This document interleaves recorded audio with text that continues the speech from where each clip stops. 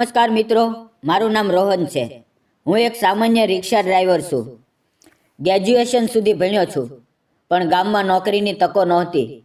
મોટા સપના લઈને શહેરમાં આવ્યો. શરૂઆતમાં 2-3 જગ્યાએ નોકરી કરી જોઈ, પણ ઓછો પગાર, વધુ કામ, બોસનું તાણ, અપમાન અને સતત માનસિક તણાવ, બધું સહન ન થયું. આખરે મન તૂટી ગયું અને મેં રિક્ષા ભાડે લીધી. રોજ માલિકને ફિક્સ ભાડું આપવાનું, બાકીના પૈસાથી જેમ તેમ જીવન ચલાવવાનું. માતા પિતા હજુ ગામમાં જ છે. શહેરમાં મારું પોતાનું કોઈ ઘર નથી. એક નાનકડા ભાડાના રૂમમાં એકલો રહું છું. લગ્નનો વિચાર તો ઘણા સમય પહેલાં જ મનમાંથી કાઢી નાખ્યો હતો. ઘરની આર્થિક સ્થિતિ નબળી, પોતાની કોઈ સ્થિરતા નહીં. ઉપરથી લોકો સંભાળે કે રિક્ષા ચલાવું છું તો કોણ પોતાની દીકરી આપે. આ બધું વિચારીને લગ્નનો વિચાર કાયમ માટે છોડી દીધો હતો. એક દિવસ સાંજના લગભગ 5:45 વાગ્યા હશે. હું એક આઈટી કંપનીની સામે રિક્ષા લઈને જઈ રહ્યો હતો. ઓફિસ ટાઈમની ભીડ હતી. બધા ઘરે પહોંચવાની ઉતાવળમાં હતા. ત્યારે અચાનક એક યુવતીએ હાથ દેખાડ્યો. મેં રિક્ષા રોકી. તે અંદર બેઠી.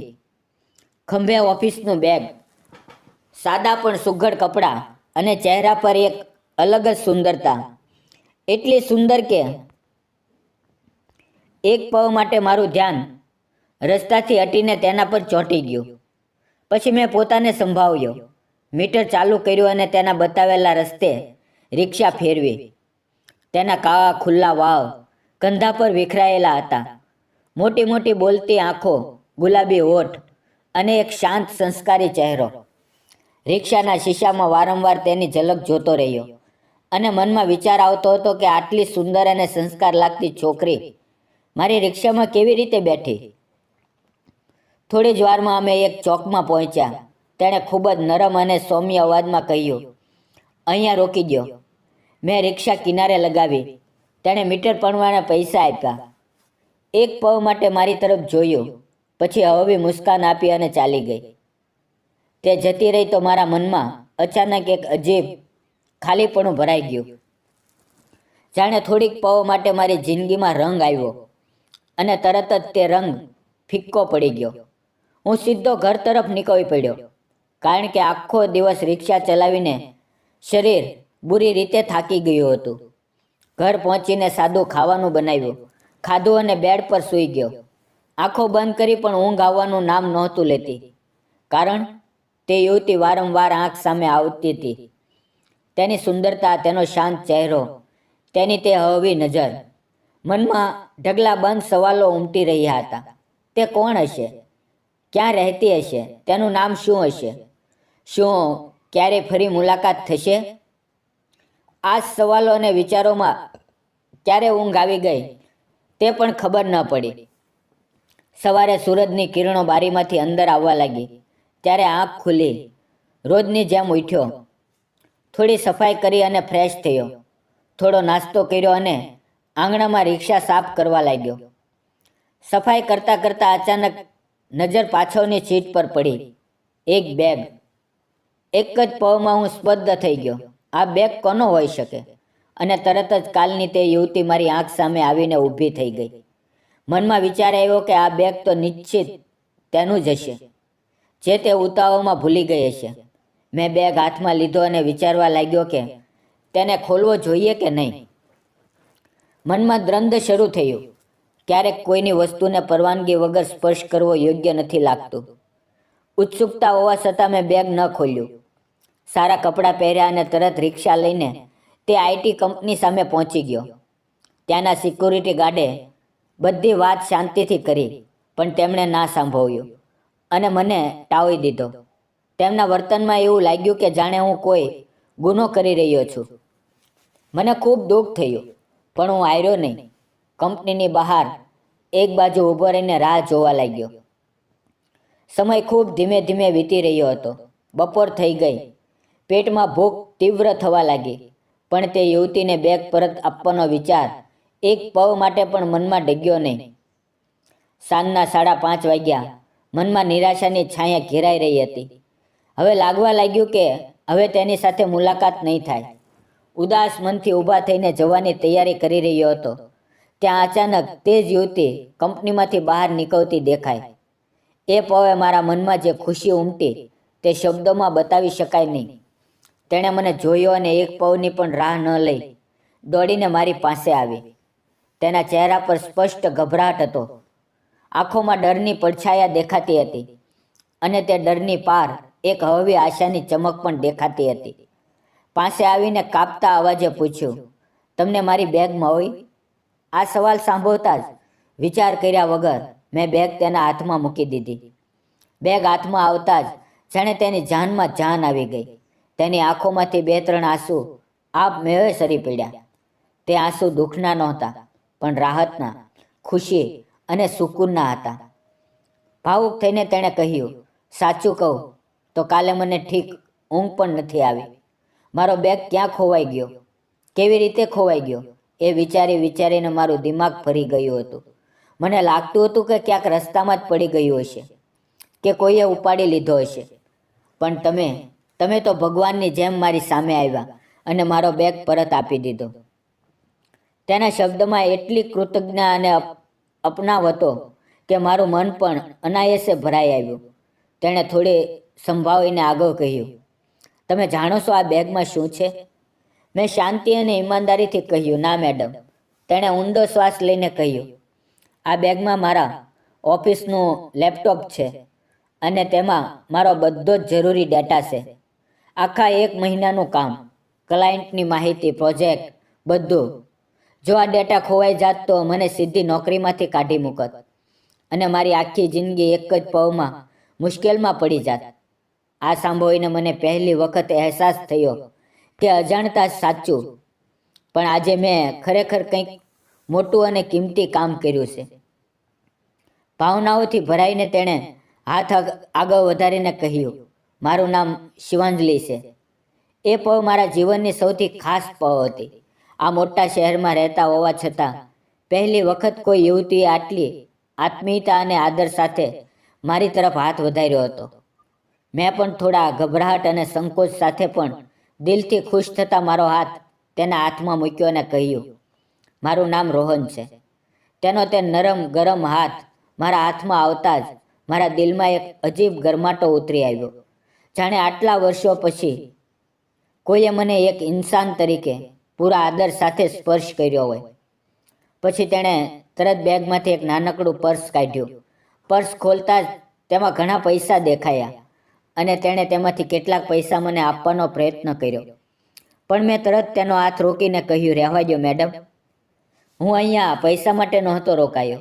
જો પૈસા જ લેવા હોત તો તમારી રાહ આટલી વાર ન જોત અને કદાચ આ બેગ કોઈને આપી દેત કે અવગણીને આગળ નીકળી જત.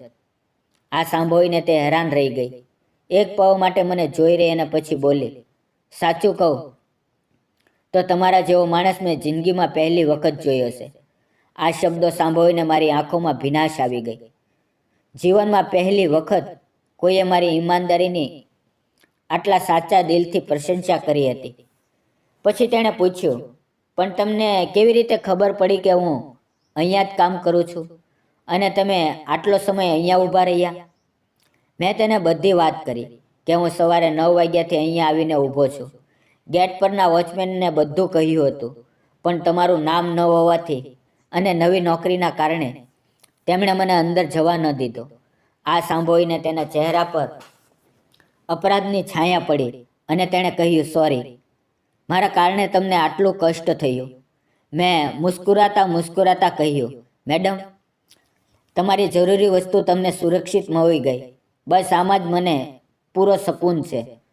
પછી હું જવાની તૈયારી કરતાં કહ્યું, હું ચાલું મેડમ, ઘણું મોડું થઈ ગયું છે. ઘરે જઈને કંઈક બનાવવું પડશે, નહીં તો આજે ભૂખ્યા જ રહી જઈશ. આ સાંભળીને તેણે હળવું હસીને કહ્યું, ચાલો પછી મને જ છોડી દો. અમે બંને એકબીજા તરફ જોઈને મુસ્કુરાયા. તે મારી રિક્ષામાં બેઠી અને હું હંમેશાની જેમ ચોક પર રોકાવાનો હતો. ત્યાં તેણે કહ્યું, આજે ચોક પર ના રોકાશો, મારા ઘર તરફ ચાલો. તેના આ શબ્દોથી હું એક પળ માટે ગૂંચવાયો, પણ વધુ વિચાર્યા વગર તેના કહેવા પ્રમાણે રિક્ષા આગળ વધારી દીધી. લગભગ અડધો કિલોમીટર ચાલ્યા પછી એક મોટું, ખુલ્લું અને ખૂબ જ આલીશાન બંગલો દેખાયો અને ત્યાં જ રિક્ષા રોકાણી. આ બંગલો જોઈને હું થોડી પળ માટે અવાક રહી ગયો. આવું ઘર મેં અત્યાર સુધી માત્ર સપનામાં જ જોયું હતું. તે ઉતરતા ઉતરતા બોલી, મારા ઘરમાં આવો. પણ મેં વિનમ્રતાથી ના પાડી. ના મેડમ, મોડું થઈ રહ્યું છે. તેણે હસીને કહ્યું, ઠીક છે, પછી ક્યારેક આવજો.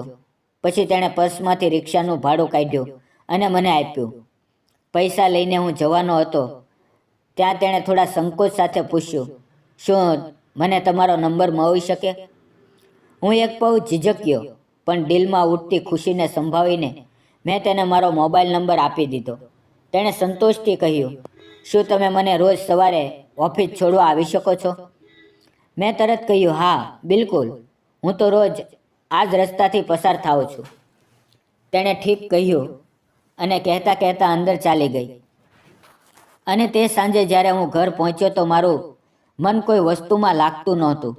ખાવાના બનાવવાનું પણ મન નહોતું, કારણ કે તે સુંદર સંસ્કારી યુવતીને મળીને, તેનો હાથ પોતાના હાથમાં લઈને અને તેની આંખોમાં ઝલહલતી કૃતજ્ઞા જોઈને મારું મન જાણે પૂરેપૂરું તૃપ્ત થઈ ગયું હતું. હું બેડ પર સૂઈ ગયો અને આખો દિવસ બનેલી દરેક ઘટનાના, દરેક શબ્દ અને દરેક નજર વિશે વિચારતો જ રહ્યો. ભલે તે દિવસે મારે આઈટી કંપનીની બહાર કલાકો સુધી રાહ જોવી પડી હતી. ભૂખ, તરસ અને થાક સહેવો પડ્યો હતો. તો પણ તે દિવસ મારા જીવનનો સૌથી સુંદર, સંતોષ આપનાર અને યાદોનો ભંડાર બની ગયો. અને તે જ મીઠી યાદોમાં ખોવાયેલો મને ક્યારે ઊંઘ આવી ગઈ તે પણ ખબર ન પડી. તે રાત્રે મારા મોબાઈલ પર એક મેસેજ આવ્યો હતો, પણ આખા દિવસની થાક એટલી વધુ હતું કે મેં મોબાઈલ જોયો જ નહીં અને સીધો ઊંડી ઊંઘમાં સૂઈ ગયો. પણ સવારે ઉઠીને જ્યારે રોજની જેમ મોબાઈલ હાથમાં લીધો તો સ્ક્રીન પર ચમકતા શબ્દો જોઈને મારા હોઠ પર આપમેળે મુસ્કાન આવી ગઈ. હું તમારી ખૂબ આભારી છું. મદદ માટે થેન્ક યુ. અને નીચે તેનું નામ લખેલું હતું, શિવાંજલિ. આ એક સાદો પણ દિલને સ્પર્શી જતો મેસેજ હતો, જેણે મારો આખો દિવસ રોશન કરી નાખ્યો. મનમાં એક અલગ જ ઉત્સાહ ભરાઈ આવ્યો અને તે દિવસથી મારા જીવનમાં અજાણતા એક નવી આદત પડી ગઈ. રોજ સાંજે નક્કી સમયે, તેની ઓફિસની છુટ્ટીના સમયે, હું જાણી જોઈને તે આઈટી કંપનીની સામે રિક્ષા લઈને ઊભો રહેવા લાગ્યો. તે રોજ આવતી, રિક્ષામાં બેસતી, હળવું સ્મિત આપતી. ક્યારેક બે શબ્દો બોલતી તો ક્યારેક ચૂપચાપ બેસી રહેતી. હું તેને તેના ઘરે છોડી આવતો. તે હંમેશાની જેમ ભાડું આપતી અને હું તે સ્વીકારી લેતો. ધીમે ધીમે અમારી વાતચીત વધવા લાગી. ઓળખાણ ગાઢ બનવા લાગી. અને આ ઓળખાણ ક્યારે અપનાવમાં બદલાઈ ગઈ તે મને પણ ખબર ન પડી. એક દિવસ રિક્ષામાં જતાં જતાં તેણે ખૂબ જ સહજ અને સાદા લહેજામાં પૂછ્યું, તમારા ઘરમાં કોણ કોણ રહે છે? તમે ક્યાં રહો છો? આ સવાલ સાંભળતા જ મારું મન એક પળ માટે દબાઈ ગયું, કારણ કે મારી પાસે બતાવવા જેવું કંઈ ભવ્ય નહોતું. મારી જિંદગી સાદી હતી, સંઘર્ષોથી ભરેલી અને ક્યાંક અધૂરી પણ. તો પણ મેં પોતાને સંભાળીને ઈમાનદારીથી કહ્યું, મેડમ, હું ગામનો છું. અહીંયા શહેરમાં કિરાયાના રૂમમાં રહું છું. રિક્ષા ચલાવું છું. માતા પિતા ગામમાં જ રહે છે. થોડી ખેતી છે, તેના પર મહેનત કરીને તેઓ પોતાનું જીવન ચલાવે છે. મારી આ સાદી અને ગરીબ જિંદગી સાંભળીને તેના ચહેરા પર એક પળ માટે ઉદાસી છવાઈ ગઈ. તેને ખરેખર દુઃખ થયું હતું. તે તેની આંખોમાં સ્પષ્ટ દેખાતું હતું. વાતનો રૂખ બદલવા માટે મેં તેને જ પૂછ્યું, મેડમ, તમારા ઘરમાં કોણ કોણ રહે છે? ત્યારે તે થોડી ગંભીર થઈ ગઈ, થોડી પળ ચૂપ રહી અને પછી શાંત અને સંયમી અવાજમાં બોલી, હું એકલી જ રહું છું. આ ઘર મારા માતા પિતાનું છે. કેટલાક વર્ષો પહેલાં કાર અકસ્માતમાં મારા માતા પિતા બંને ગુજરી ગયા. હું હજુ અવિવાહિત છું, પણ તેણે મને સારું શિક્ષણ આપ્યું હતું, તેથી આજે મને આ નોકરી મળી છે. તેનું દુઃખ સાંભળીને મારું દિલ ભરાઈ આવ્યું. મારી ગરીબી એક પ્રકારની પીડા હતી, પણ તેનું અકેલાપણું અને માતા પિતાની કમી તેનાથી ક્યાંય વધુ દર્દનાક લાગી. ધીમે ધીમે દિવસ વીતતા ગયા. અમારી ઓળખાણ વધુ ગાઢ બનતી ગઈ. રિક્ષામાં બેસતી ઉતરતી વખતે વાતો કરતા, ક્યારેક એકબીજા તરફ જોતા. મનમાં એક અલગ જ આકર્ષણ ઊભું થવા લાગ્યું. હું ગરીબ હતો, એ સાચું, પણ દેખાવમાં સુઘડ અને હેન્ડસમ હતો. તે મારાથી 1-2 વર્ષ નાની જ હશે. તેની ઉંમરનો તફાવત પણ વધુ અનુભવાતો નહોતો. અમારી વાતચીત વધુ સહજ બનતી ગઈ. એક દિવસ સાંજે હું હંમેશાની જેમ તેની ઓફિસની બહાર ઊભો હતો. ત્યાં અચાનક આકાશમાં વાદળો ઘેરાઈ આવ્યા અને જોરદાર વરસાદ શરૂ થઈ ગયો. રસ્તા પર પાણી ભરાવા લાગ્યું. તે દોડતી દોડતી રિક્ષા સુધી આવી. અમે નીકળ્યા. બહાર મૂશળધાર વરસાદ પડી રહ્યો હતો. રિક્ષાની બાજુએથી થોડું થોડું પાણી અંદર આવી રહ્યું હતું. અમે બંને હવા ભીંજાઈ રહ્યા હતા. આ ભીના માહોલમાં અમારી વાતો ઓછી અને નજરો દ્વારા થતો સંવાદ વધુ હતો. થોડી વારમાં અમે તેના ઘર સામે પહોંચ્યા. ત્યારે તેણે કહ્યું, વરસાદ ખૂબ તેજ છે, અંદર આવો. ઠંડી લાગી રહી છે, થોડી ચા પીને પછી જજો. મેં ના પાડી, પણ તેના આગ્રહ અને તે પવના આકર્ષણની આગળ આખરે હું તેની સાથે અંદર ગયો. ચારે તરફ ફેલાયેલો વૈભવ જોઈને મારી આંખો ચોધાર થઈ ગઈ. ત્યાં શિવાંજલિનો અવાજ આવ્યો, અહીંયા સોફા પર બેસો. હું સોફા પર બેઠો. તેણે પાણી આપ્યું અને મુસ્કુરાતા મુસ્કુરાતા કહ્યું, થોડી વાર રોકાઈ જાઓ, હું તમારા માટે ગરમા ગરમ ચા બનાવું છું. તે કિચનમાં ચાલી ગઈ અને હું થોડી જ વારમાં તે બંને હાથમાં ચાના 2 કપ લઈને આવી. એક કપ મારી તરફ વધાર્યો અને જેવું મેં કપ લીધો તેવું તેના હાથનો સ્પર્શ મારા હાથને થયો. એ પળ અમારી નજરો એકબીજામાં ઉલઝાઈ ગઈ. તે નજરમાં ભરોસો હતો, અપનાવ હતો, એક અલગ જ ચમક હતી. અમે બંને અનાયાસ મુસ્કરાઈ પડ્યા. તે હળવી શરમ સાથે નજર નીચે કરી ગઈ. મેં ચાની ચૂસકી લીધી તો શરીરમાં ગરમાટો ફેલાવા લાગ્યો. તે થોડે અંતરે બેસીને ચા પી રહી હતી. ચા પૂરી થઈ ત્યાં સુધીમાં અમે વધુ વાતો ન કરી, પણ તે ખામોશીમાં ઘણું બધું કહેવાઈ રહ્યું હતું. ચા પૂરી થતાં જ મેં કહ્યું, થેન્ક યુ. તેણે હસતા હસતા કહ્યું, કઈ બાબત માટે? મેં કહ્યું, આટલું સારું ધ્યાન રાખવા માટે. તેણે મુસ્કુરાઈને કહ્યું, ઉલટું તો તમે રોજ મારું આટલું ધ્યાન રાખો છો. અમે બંને એકબીજા તરફ જોઈને હળવા હસી પડ્યા. મેં સહજતાથી કહ્યું, તમારું ઘર ખૂબ સુંદર છે. તેણે કહ્યું, થેન્ક યુ. પછી હું ઊભો થયો અને કહ્યું, હું ચાલું. શિવાંજલિ. આજે પહેલી વખત મેં તેને મેડમ કહેવાને બદલે સીધું તેના નામથી પોકાર્યું. આ સાંભળતા તેણે મારી તરફ જોયું. ફરીથી અમારી આંખો મળી. તે નજરમાં કંઈક એવું હતું જેણે વગર બોલ્યા બધું કહી દીધું. હું મોઢું ફેરવીને જવાનો હતો ત્યાં શિવાંજલિએ અચાનક મારો હાથ પકડી લીધો. હું પાછો વળ્યો તો તેની આંખો ભરાઈ આવી. નજરમાં એક અલગ જ ભાવના ઉમટી રહી હતી, જાણે દિલમાં ઘણું બધું જમા થયું હોય જે આજે બહાર આવવાનું હોય. તેણે કંપતા પણ દ્રઢ અવાજમાં કહ્યું, રોહન. તેના મોંથી મારું નામ સાંભળતા જ મારું દિલ જોર જોરથી ધડકવા લાગ્યું. આખા શરીરમાં એક અજીબ સિરહન દોડી ગઈ. તેણે આગળ કહ્યું, રોહન, તમારા જેવો માણસ મેં મારી જિંદગીમાં ક્યારેય નથી જોયો. એ સાચું છે કે તમે ગરીબ છો, પણ દિલથી તમે ખૂબ અમીર છો. દેખાવમાં પણ તમે ખૂબ સુંદર છો, પણ તેનાથી પણ વધુ સુંદર તમારું મન છે. આટલા દિવસથી હું તમને જોઈ રહી છું. તમારી વાતો, તમારું વર્તન, એક સ્ત્રીને આપવામાં આવતો આદર, સન્માન, માન, આ બધું ક્યારેય બદલાયું નથી. સાચું કહું તો જો તમારી જગ્યાએ કોઈ બીજો હોત તો મારી અમીરી, મારું ઘર અને મારી જિંદગી જોઈને મને પ્રેમના જાળમાં ફસાવવાનો પ્રયત્ન કરત, કદાચ લૂંટવાનું પણ વિચારત. પણ તમને જોઈને મને ક્યારેય ડર નથી લાગ્યો. ઉલટું તમારા પર એટલો ભરોસો થઈ ગયો કે હું રોજ નિશ્ચિતપણે તમારી રિક્ષામાં સફર કરતી રહી. અને આજે એક એવી વાત જે હવે હું મારા દિલમાં દબાવીને રાખી શકતી નથી. સાચું કહું તો મને તમે ખૂબ ગમવા લાગ્યા છો. તેના આ શબ્દો સાંભળીને હું બિલકુલ સ્તબ્ધ થઈ ગયો. થોડી પળો માટે તો એવું લાગ્યું કે હું શ્વાસ લેવાનું જ ભૂલી ગયો છું. શિવાંજલિ શું કહી રહી છે? આના પર મને વિશ્વાસ જ નહોતો આવતો. શું જવાબ આપું? કેવી રીતે બોલું? કંઈ સમજાતું નહોતું. મારી આંખો પણ આપમેળે ભરાઈ આવી. જીવનમાં પહેલી વખત કોઈએ મારી ઈમાનદારી અને મારા સ્વભાવને આટલી ઊંડાઈથી સમજ્યો હતો. તે થોડી વધુ પાસે આવી. મારી આંખોમાંથી પડતા આંસુ તેણે જોયા અને એક પળ માટે તેણે પોતાનું માથું મારા ખંભે ટેકવી દીધું. એ એક પળ જાણે મારા આખી જિંદગી થંભી ગઈ હોય, સમય જમી ગયો હોય એવું લાગ્યું. આગળ શું કરવું, શું કહેવું, કંઈ સમજાતું નહોતું.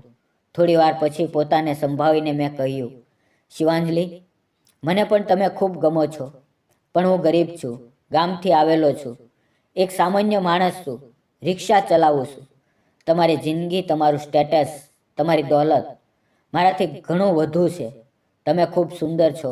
તમારા માટે તમારા દરજ્જાનો, તમારી સુંદરતા અને અમીરીને શોભે એવો કોઈ સારો છોકરો શોધો. આ સાંભળતા જ તેણે ફરીથી મારો હાથ મજબૂતીથી પકડી લીધો. તેની આંખોમાં કોઈ શંકા નહોતી. તેણે પૂરા યકીન સાથે કહ્યું, ગરીબ, અમીર, મોટા નાના, ઊંચ નીચ જેવી કોઈ વસ્તુ હોતી નથી. માણસ બસ સ્વભાવથી સારો હોવો જોઈએ, અને તે તમે છો.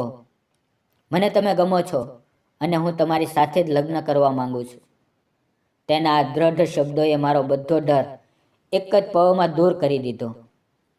તો પણ ગભરાતા ગભરાતા મેં કહ્યું, લોકો શું કહેશે? શિવાંજલિ, એક રિક્ષાવાળા સાથે લગ્ન કર્યા એમ કહીને તમને તાણા મારશે. ત્યારે તેણે શાંતિથી મુસ્કરાઈને કહ્યું, લોકોનું શું છે? સારું કરો તો પણ બુરું જ બોલે છે, બુરું કરો તો પણ બુરું જ બોલે છે. તેમની પરવા ન કરો, સાચું બતાવો, હું તમને ગમું છું? આ સવાલ પર શબ્દોની જરૂર જ નહોતી. મેં ફક્ત માથું હલાવ્યું અને તેની આંખોમાં જોઈ લીધું. અને તે જ દિવસથી અમારા પ્રેમની અસલી શરૂઆત થઈ.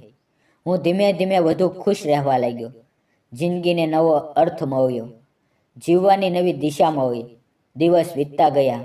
લગભગ 1 વર્ષ સુધી અમે એકબીજાને મળતા રહ્યા, વાતો કરતા રહ્યા, ક્યારેક હસ્યા, ક્યારેક ગંભીર થયા, એકબીજા માટે દિલને સમજતા રહ્યા, સ્વભાવ જાણતા ગયા.